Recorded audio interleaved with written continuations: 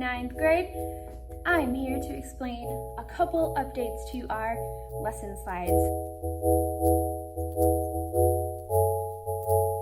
I've been reflecting on students' confusion and ability to access directions, and I wanted to make a couple tweaks that will hopefully help you find all of your instructions easier. This should look familiar, right? You see something like this every week. Every week I have the week of. This is from this past week, so week of September 28th. Remember that if you are in cohort B, these slides will start 2 days after, so they start on September 30th.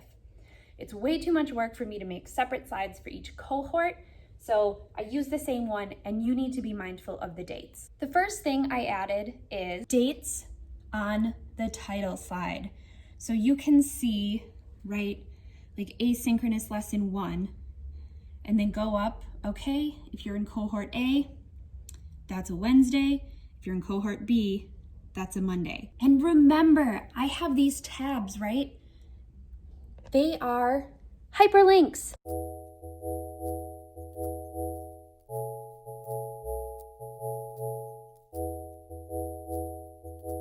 You can click on any of these, right? Like if you know you need to go to asynchronous 2 and you're like, oh my God, I don't want to scroll through like 20 slides. All you do is click the tab.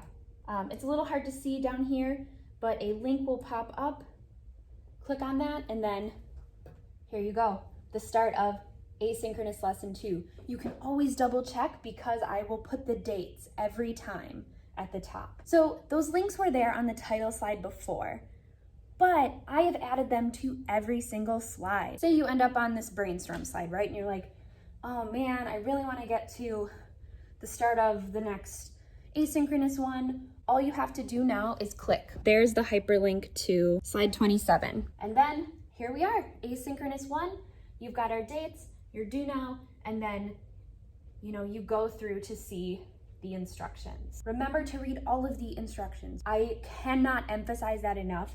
One of the biggest things I've seen lately is students not reading instructions, whether it's just not filling it out about the correct story, not answering incomplete sentences, really basic things that are easy to fix. But if you continue to disobey instructions, it will impact your grade. The next new addition to our lesson slides is that on the start of every new lesson slide, I have sent a link back to the title slide.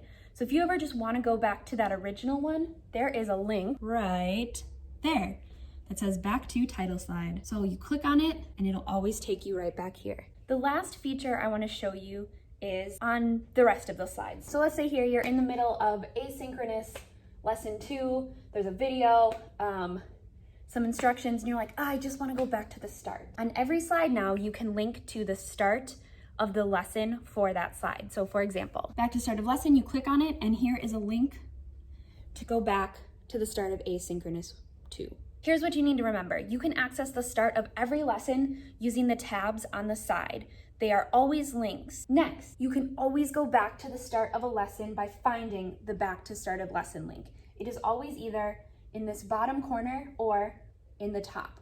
Look for it in those 2 places. And lastly, remember that I have added sort of a cheat guide about what days you have what lesson, depending on what cohort you are in. On the title slide is a quick way to review the cohort's days and type of lesson. I hope this makes everything a little bit clearer. Please let me know if you have any questions. I'll see you guys all soon. Bye.